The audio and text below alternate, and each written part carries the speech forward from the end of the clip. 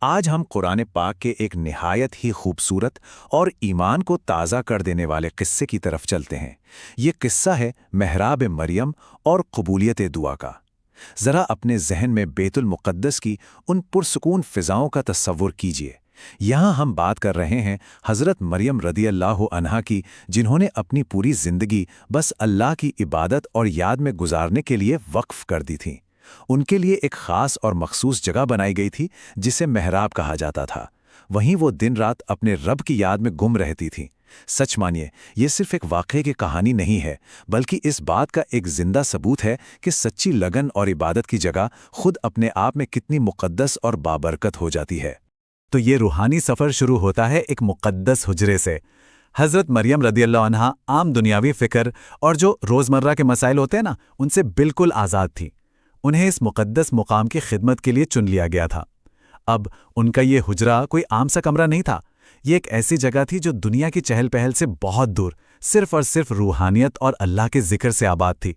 ایک بالکل ہی روحانی آغاز، جہاں وہ دھیان اور عبادت کی اعلیٰ ترین منزلوں کو طے کر رہی تھی۔ اور ان کی سرپرستی یعنی دیکھ بھال کا ذمہ کس نے اٹھایا؟ وقت کے عظیم پیغمبر حضرت زکریا علیہ السلام نے۔ اب سوچئے، ایک نبی کی نگرانی میں پرورش پانا کوئی معمولی بات تو ہے نہیں۔ حضرت زکریا علیہ السلام صبح اور شام ان کے اس مقدس حجرے یعنی اس محراب کا چکر لگاتے، ان کی خبر گیری کرتے اور اس بات کا پورا خیال رکھتے کہ اللہ کے اس خاص بندی کو کسی چیز کی کمی نہ ہو۔ اور دلچسپ بات یہ ہے کہ ان کا یہ چھوٹا سا حجرہ ہمیشہ اندر سے بند رہتا تھا، دنیا کی نظروں سے بالکل محفوظ اور پاکیزہ۔ آپ کہانی میں ایک ایسی حیرت انگیز چیز سامنے آتی ہے، ایک بے موسم پھل کا معجزہ جو انسانی عقل کو بالکل ڈنگ کر دیتا ہے۔ یہ وہ وقت تھا جب قدرت اپنا عجیب اور نرالا رنگ دکھانے والی تھی۔ مطلب ایک ایسی بند جگہ جہاں کوئی آ جا نہیں سکتا تھا، وہاں ایک ایسا کرشمہ ہوا جو ہمارے عام دنیاوی اصولوں اور انسانی سمجھ سے بالکل پرے تھا۔ ہوتا کچھ یوں تھا کہ جب حضرت زکریا علیہ السلام صبح یا شام کے وقت اس بند حجرے میں جاتے تو ان کی حیرت کی کوئی حد نہیں رہتی تھی۔ وہ کیا دیکھتے ہیں؟ وہ دیکھتے ہیں کہ سردیوں کے موسم میں وہاں گرمیوں کے تازہ پھل رکھے ہیں، اور جب گرمیوں کا موسم آتا تو سردیوں کے پھل اس حجرے میں پہلے سے موجود ہوتے۔ ذرا اس منظر کو سوچ کر دیکھیے، ایک بند کمرہ، باہر سے تالا لگا ہوا اور اندر بے موسم کے بالکل تازہ اور بہترین پھل۔ کسی بھی عام انسان کی طرح ایک عظمت والے نبی بھی قدرت کے اس انوکھے کرشمے کو دیکھ کر حیران رہ گئے۔ اور اسی حیرت کے عالم میں حضرت زکریا علیہ السلام خود کو سوال کرنے سے روک نہیں پائے۔ انہوں نے بالکل ایک بھولے پن اور حیرت سے پوچھا، اے مریم، یہ تمہارے پاس کہاں سے آیا؟ یہ ایک بالکل فطری اور انسانی حیرت تھی۔ وہ جانتے تھے کہ اس کمرے میں کوئی اور باہر سے نہیں آتا، اور نہ ہی اس دور میں موسم کے خلاف اس طرح کے پھل ملنا کسی طرح سے ممکن تھا۔ ان کا یہ سوال دراصل کسی شک کی وجہ سے نہیں، بلکہ اس معجزے کی حقیقت کو جاننے کی چاہت میں تھا۔ اور پھر اس کے بعد حضرت مریم رضی اللہ عنہا کا وہ جواب آتا ہے جو سیدھا دل میں اتر جاتا ہے۔ انہوں نے نہایت اطمینان اور کامل یقین کے ساتھ فرمایا، یہ اللہ کے پاس سے ہے، بے شک اللہ جسے چاہتا ہے بے حساب رزق دیتا ہے۔ ایک بچی کے اس چھوٹے سے جملے میں کتنی بڑی حقیقت چھپی تھی۔ انہوں نے جیسے یہ ثابت کر دیا کہ اللہ کی نعمتیں اور اس کی بخشش ہماری ان چھوٹی چھوٹی دنیاوی لاجکس یا موسموں کی محتاج بالکل نہیں ہے۔ جب وہ دینے پر آتا ہے نا، تو بند کمروں میں بھی بے حساب رزق پہنچا ہی دیتا ہے۔ اس خوبصورت جواب کو سننے کے بعد دراصل حضرت زکریا کی دعا کا ایک عظیم روحانی سلسلہ شروع ہوتا ہے۔ ان بے موسم پھلوں کو دیکھ کر اور حضرت مریم کے اس کامل ایمان والے جواب کو سن کر ان کے دل کے اندر ایک نئی امید کی کرن جاگ اٹھی۔ ایک بہت گہرا روحانی احساس جنم لیتا ہے جو ان کی اپنی زندگی کے ایک درد اور ادھورے پن سے جڑا ہوا تھا۔ دیکھیے، حضرت زکریا علیہ السلام کی عمر کافی ہو چکی تھی، وہ بوڑھے ہو چکے تھے اور ان کی بیوی بھی بانجھ تھی۔ یعنی اگر دنیاوی لحاظ سے دیکھا جائے تو ان کے یہاں اولاد ہونے کا وقت اور موسم دونوں گزر چکے تھے۔ لیکن اس لمحے انہوں نے سوچا، اگر میرا رب اس بچی کو اس بند کمرے میں بے موسم پھل کھلا سکتا ہے تو کیا وہ مجھے اور میری بیوی کو ہمارے اس بڑھاپے میں اس بے موسم وقت میں اولاد عطا نہیں کر سکتا؟ یہ ایک ایسی مضبوط سوچ تھی جس نے ان کے عقیدے اور ان کی دعا کے درمیان کے ہر فاصلے کو مٹا کر رکھ دیا۔ بس پھر کیا تھا، انہوں نے اور کوئی وقت ضائع نہیں کیا۔ اسی وقت اسی مقدس جگہ پر کھڑے ہو کر اسی محراب مریم میں جہاں اللہ کی رحمتوں کا پہلے سے نزول ہو رہا تھا، انہوں نے اپنے ہاتھ اٹھا دیے اور بڑی عاجزی سے دعا مانگی، اے میرے رب، مجھے اپنی طرف سے پاکیزہ اولاد عطا فرما، بے شک تو ہی دعا سننے والا ہے۔ انہوں نے اس برکت والی جگہ کا پورا فائدہ اٹھایا۔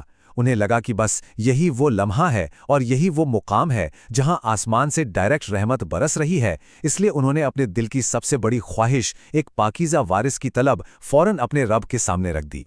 اب آپ خود سوچئے، جب دل سے بالکل کامل یقین کے ساتھ اور اوپر سے ایک مقدس مقام پر دعا مانگی جائے تو خوشخبری اور قبولیت تو ملنی ہی تھی۔ آسمان سے فوری جواب آیا۔ دعا ابھی ختم ہی ہوئی تھی کہ اللہ کی طرف سے ان کے لیے فیصلہ صادر ہو گیا۔ یہ منظر ہمیں سکھاتا ہے کہ آسمان نے اس زمینی دعا کو کتنی تیزی سے اور کتنی محبت کے ساتھ قبول کیا۔ ذرا اس منظر کا روحانی تصور کیجئے۔ حضرت زکریا علیہ السلام ابھی اس محراب میں کھڑے نماز ہی پڑھ رہے تھے، اپنے رب کے حضور جھکے ہوئے تھے کہ اچانک آسمان سے فرشتے اتر آئے۔ فرشتوں نے آواز دی، ایک آسمانی ندا گونجی جس نے اس خاموش اور مقدس حجرے کو ایک انوکھی خوشی اور نور سے بھر دیا تھا۔ اللہ نے ان کی دعا ان کے دل میں اترنے سے لے کے ہونٹوں تک آنے اور پھر آسمان تک پہنچنے کو بالکل سیدھا اور فوراً قبول کر لیا تھا۔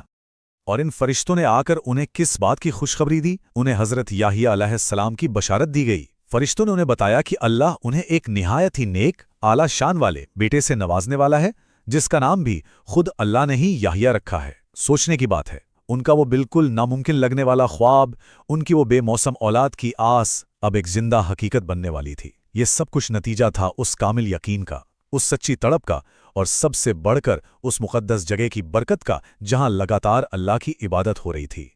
قرآن پاک کے اس حسین واقعے کو سننے کے بعد ہمیں ایک ہمیشہ قائم رہنے والا سبق ضرور ملتا ہے، اور وہ ہے بزرگوں کی برکت اور مقدس جگہوں کا اثر۔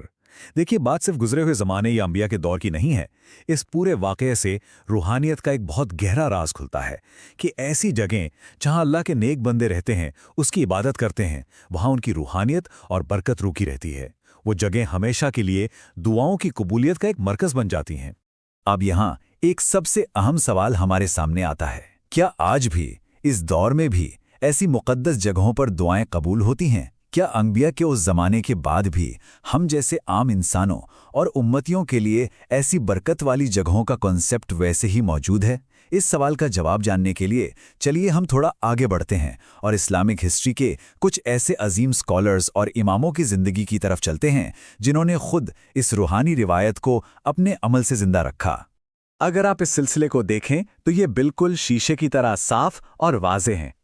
حضرت مریم کی محراب سے یہ برکت شروع ہوتی ہے، پھر حضرت زکریا علیہ السلام کی کامل یقین والی دعا پر آتی ہے، اور وہاں سے ہوتے ہوئے یہ عقیدہ امام اعظم ابو حنیفہ رضی اللہ عنہ اور امام شافعی رضی اللہ عنہ جیسے عظیم اماموں کے دور تک سفر کرتا ہوا آتا ہے۔ یہ بتاتا ہے کہ مقدس مقامات اور نیک لوگوں کی جگہوں کا احترام اسلامک تاریخ میں نسلاً بعد نسل چلتا ہی رہا ہے۔ اور اس کی ایک بہترین اور خوبصورت مثال ہمیں ایک تاریخی قصے میں ملتی ہے۔ ہوتا کچھ یوں تھا کہ جب عظیم اسکالر امام شافعی رضی اللہ عنہ کسی بھی ضرورت کے تحت بغداد کا سفر کرتے تھے، اب بغداد اس وقت علم اور روحانیت کا ایک بہت بڑا اور اہم مرکز تھا۔ وہاں پہنچ کر امام شافعی کے دل میں اپنے وقت کے ایک اور عظیم امام، امام اعظم ابو حنیفہ رضی اللہ عنہ کے لیے جو عزت اور احترام تھا، وہ سچ میں بالکل مثالی تھا۔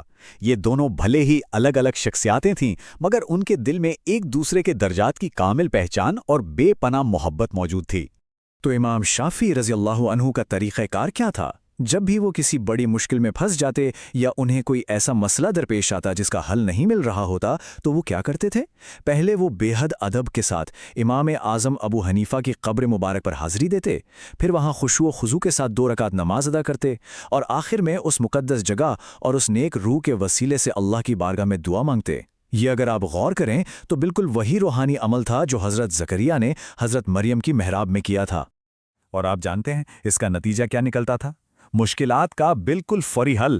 امام شافعی خود فرماتے تھے کہ جب وہ اس طرح پورے خلوص اور ادب کے ساتھ اس مقام کی برکت کو وسیلہ بنا کر دعا مانگتے تھے تو آسمان سے ان کی مدد آتی تھی۔ ان کی بڑی سے بڑی مشکلات اور گہری الجھنیں فوراً حل ہو جایا کرتی تھیں۔ یہ اس بات کا بالکل ایک زندہ پریکٹیکل پروف تھا کہ نیک اور پاکیزہ لوگوں سے جڑی جگہوں پر آج بھی اللہ کی رحمتیں ویسی ہی برستی ہیں جیسے پہلے برستی تھیں، کیونکہ رب کی ذات تو وہی ہے نا۔ बस हम मांगने वालों का यकीन सच्चा होना चाहिए। तो आखिर में इस खूबसूरत कहानी और इस रूहानी तारीख का सबसे अहम पैगाम हमारे लिए यही निकलता है कि मुक़द्दस मकामात और नेक बंदों की निस्बत से मांगी गई दुआएं कभी रद्द नहीं होती। ये सफ़र महराब मरियम की दीवारों से शुरू होकर बगदाद के रूहानी मरकज़ों तक आकर हमें सिर्फ एक ही बात सिखाता है कि सच्चे ईमान और लगन से की गई इबादत की जगहें कभी आम नहीं रह जाती। उनमें एक ऐसी ताकत पैदा हो जाती है जो किसी भी नामुमकिन को मुमकिन बना देती है, बिल्कुल वैसे ही जैसे बेमौसम फल और बेमौसम औलाद मिली थी। तो आज सोचने की बात यह है कि क्या हम अपनी ज़िंदगी में ऐसी रूहानी जगहों और नेक बंदों की सुहबत की वो इज्जत और कदर करते हैं, क्योंकि यही असल में हमारी दुआओं की कबूलियत का बेहतरीन जरिया बन सकती हैं, और यही वो रूहानी कनेक्शन है जो हमें अल्लाह के और भी करीब ले जा सकता है।